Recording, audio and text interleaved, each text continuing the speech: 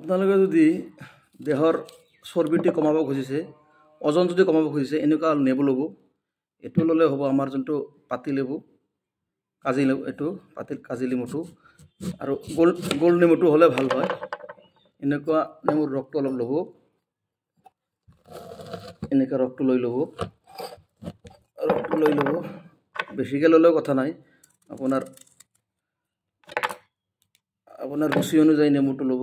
এটা আধা ল'লেও হ'ব, নৰ্মেল হ'লে আধা ল'লেই হ'ব, আৰু যদি বেছি শকত এটা ল'ব পাৰে।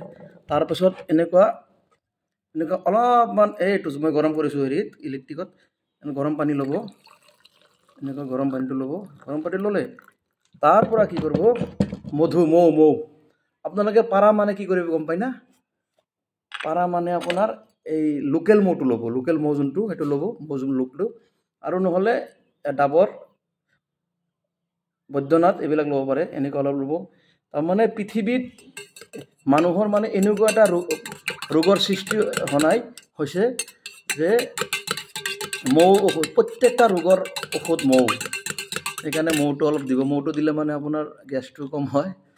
সেইকাৰণে এই মৌটো দি আপোনালোকে গৰম পানী, লেবু অলপ কুহুমীয়া গৰম পানী আৰু মৌ, এইটো দি ৰাতিপুৱা খোজকাঢ়ি আহি খাই দিব হা।